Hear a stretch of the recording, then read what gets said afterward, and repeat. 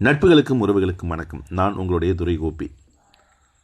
India சுதந்திரம் அடைஞ்சு 80 ஆண்டு ஆயிடுச்சு அப்படின்னு சொல்லிட்டு நம்மளாம் பெருமை பேசிகிட்டு இருக்கோம். ஆனால் இந்த 80 ஆண்டுகளிலேயும் இப்படியான ஒரு அவல சூழ்நிலை ஒரு ஊரில் நிலவிக்கிட்டு இருக்கு. அதாவது மயிலாடுதுறை மாவட்டம் சீர்காழி தாலுக்கா மாத்தாம்பட்டினம் என்கிற கிராமத்திலிருந்து கோணையாம்பட்டினம் என்கிற கிராமத்திற்கு பள்ளிகளுக்கு செல்லக்கூடிய பசங்க இந்த மரப்பாலத்தை பயன்படுத்தி தான் போயிட்டுருக்கிறாங்க. இந்த மூங்கில் பாலத்தை நம்பி தான் அவங்களுடைய பயணம் தினந்தோறும் இருந்துக்கிட்டு இருக்கு.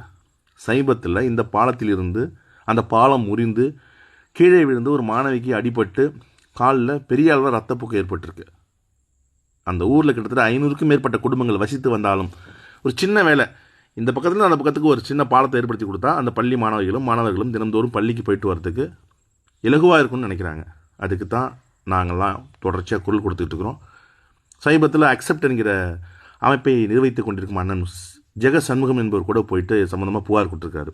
இந்த அவல நிலை தொடர்ந்தால் அனைத்து கட்சிகளையும் ஒன்றிணைத்து அக்செப்ட் என்கிற அமைப்பு மற்றும் ஏனைய மக்கள் நலனை விரும்பக்கூடிய அமைப்புகளோடு ஒன்றிணைந்து மிகப்பெரிய போராட்டத்தை நடத்தி அங்கே வசிக்கக்கூடிய 500க்கும் மேற்பட்ட குடும்பங்களுக்கு நீதியை பெற்றுத்தந்து பாதையை பெற்றுத்தந்து மக்கள் நலனில் அக்கறை செலுத்துவோம் என்பதை இங்கே நான் பதிவு பண்ணிக்கிறேன்.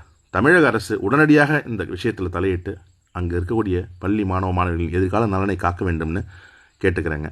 இந்த காணொலியை பார்க்கக்கூடிய நீங்கள் தயவுசெய்து பகிர்ந்து தமிழக அரசோடைய கவனத்துக்கு கொண்டு போங்க. நன்றியும் வணக்கங்களும்.